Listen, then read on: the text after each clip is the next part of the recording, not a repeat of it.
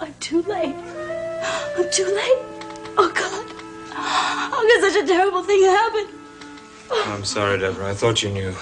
I thought the police had everything for you. Oh, I didn't know. Oh, God, it's so wrong. It's so unfair. Oh, yes, you're the one to talk about unfair.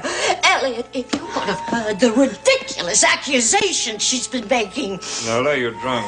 Oh, you wouldn't blame me for drinking if you'd been here. If you'd heard what she said to me, you wouldn't believe it.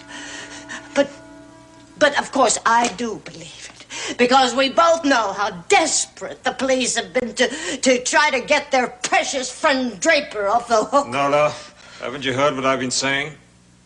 Draper's cart was killed in a train wreck at Grand Falls. Are you sure, Elliot? Has it been confirmed? I'm sorry, Deborah, yes. Draper is dead. So is the police sergeant that was taking him to prison. They were both still handcuffed. Oh, how grisly. But who knows? Perhaps it was some kind of providence, a sort of mercy killing, don't you think? The poor man faced years and years in prison. It was for nothing, Nola. For absolutely nothing. Because he didn't kill Margo Dorn. You know he didn't. You killed him. Deborah. There. You see what I mean? You see what I've had to put up with while you were out doing whatever it was you were doing? She comes into this house with that ridiculous wig. The stolen wig, Nola. Please, darling, stop this. For heaven's sake, don't you realize you don't have to play this game anymore? You don't have to find some way out for your friend Draper. He's gone. That doesn't change what you did, Nola. It doesn't change the facts. Deborah, you're upset. Look, Nola couldn't have done it any more than I could have done it. Draper was alone with Margo when it happened. Oh, yeah. Yeah, that's right. He was alone with her, but not when it happened. Margo was attacked an hour before he even got there. What? It's true. You know, I really found out. I finally understand exactly what happened in the penthouse that night.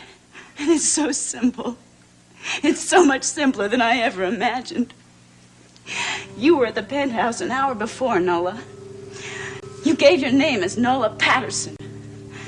You went to see Margo to make one last try at changing your name to Nola Dorn. I know the game you're playing, Margo, and I think it's despicable.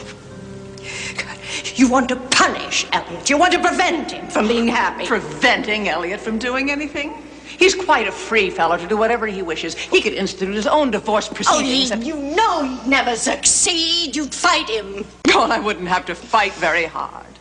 Do you want to know why? No. But I think you might benefit a little from some of the details, my dear. I don't want to hear any cheap gossip from you. Oh, it's hardly cheap gossip. Not where Elliot's concerned. Oh, no. His lady loves have cost me a pretty penny. For instance, my maid, Sarah. Look, stop this. I don't want to hear anything against him. You only knew the kindness I'm trying to do to you. For God's sake, I'm sick of hearing about the great favor you're doing me. I know all about Elliot's philandering.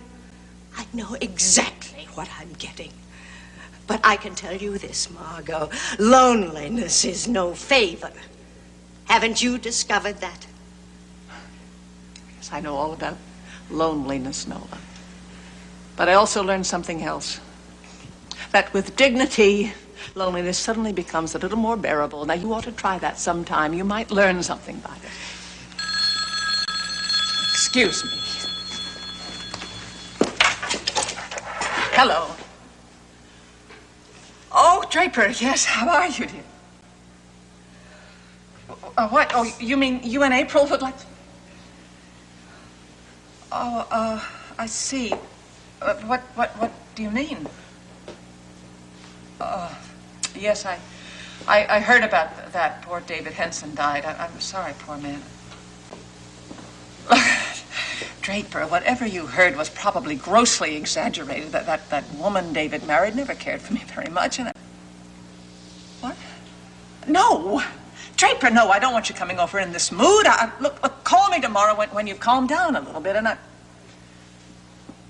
Oh, all right. But you'll have to give me a little time. I have an errand that I've got to run. Make it in about an hour, all right? Goodbye. Sorry, Mrs. Madison, we're going to have to cut this conversation short. You can't do that. This is terribly important. Look, it may be important to you, but I have to do the 11 o'clock news, and if I don't get a wig over there to the hairdresser, I'll never get ready. Margo, we have to talk. You can't just walk out on me. It's not a question of walking out on you. It turns out my son-in-law is coming over here in a terrible rage about something, and if I don't get this thing to the studio, I'll never be ready for the news.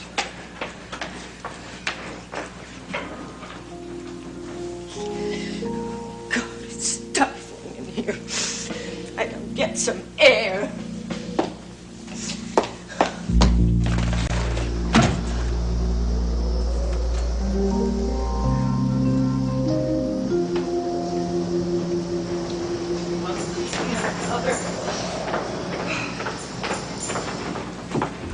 Oh, no, please, I'm going to have to ask you to leave.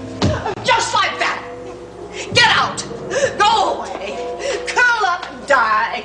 Nobody needs you anymore. Nobody wants you anymore. Elliot certainly doesn't want you. He wants your fame. He wants your wealth. He doesn't want you. You're a liar. You're a jealous, frustrated, vindictive woman. You hate Elliot because he loves me.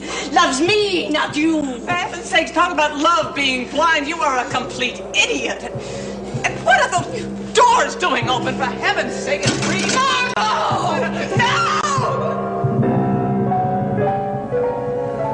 God, it was horrible. The terrible sound of it. The way her eyes rolled back into her head. And the way she fell to the floor like a bundle of rags. And the wind blowing in from the terrace. God, the coldest wind I'd ever felt in my whole life.